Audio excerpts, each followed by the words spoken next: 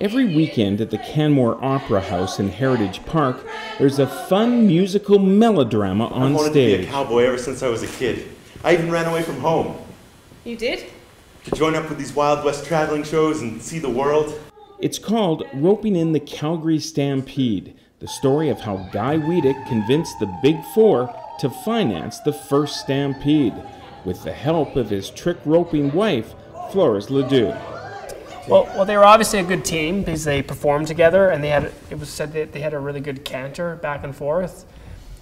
And they just got, like in their pictures, he's really tall, she's really short, and they just seem to complement each other. Like they seemed like a really interesting duo, you know? Trevor Matheson researched, wrote, and directs the play.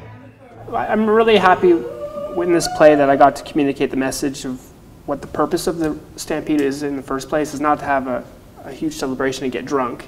It's to celebrate the Western heritage of cowboys and Indians and to preserve that cowboy spirit. Wait, what would you call it?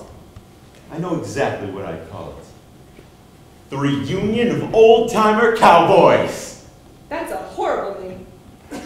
Part of Matheson's research included Donna Livingston's book, Cowboy Spirit, Guy Weadick and the Calgary Stampede.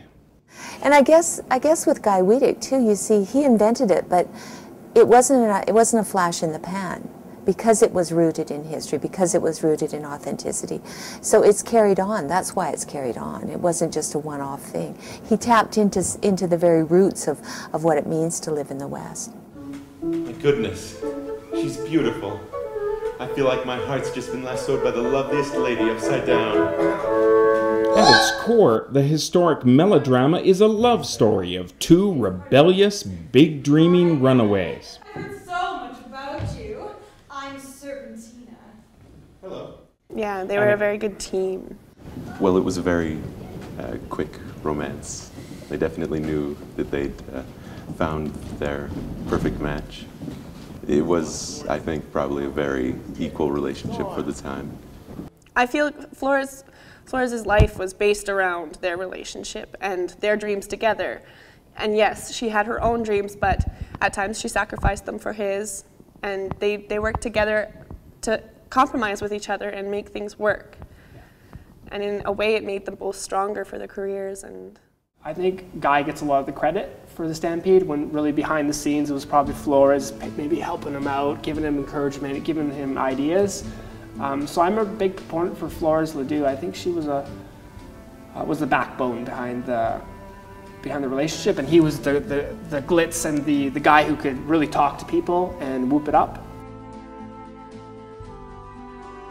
But Florence's health wasn't well. She wasn't well, and within a few weeks she actually passed away of a heart attack. So you can imagine, Guy was devastated. I mean, this was 45 years, almost 47 years they'd been married. This was his partner, his true partner.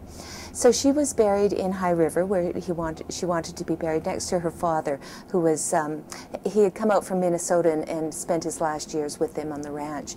So this was really where she felt at home and where Guy felt at home. On her gravestone, he wrote, "A true partner." What else could you say? Earlier this month, students from the Northeast Calgary school that bears Guy Weadick's name, along with the Stampede's Historical Committee, dedicated new park benches in the High River Cemetery for Guy and Flores next to their grave sites. You'd never have done this without you. You're a true partner. We did it together. And you know, I have a feeling this Calgary Stampede is going to be world famous one day. While the story of how the Stampede got started is now a familiar one, there was a falling out in 1932 between Guy and the operators of the annual show. Weadick sued for wrongful dismissal and won, but that failed to reunite him with the Stampede. The spat lasted 20 years until the 1952 edition of the Stampede. I think it was tremendously important. I really do. I can't imagine a better better thing to have happened at that time in his life. It was wonderful. It got him energized again. He felt validated. He was so proud of the Stampede when he came back and saw what it accomplished. I think it was wonderful for the Stampede too to have that breach healed in such a wonderful way. Guy Weadick was he rode in the parade, was one of the parade marshals, which was a thrill beyond belief for him. And I think best of all for him, he got to go to the old-time rangeman's dinner at the Palliser, which had been his invention in the early days. Just 1 year later, in December of 1953, Guy Weadick died suddenly of a heart attack. He was 68. On his gravestone in High River is Guy George Weadick, founder of the Calgary Stampede and a true son of his adopted West.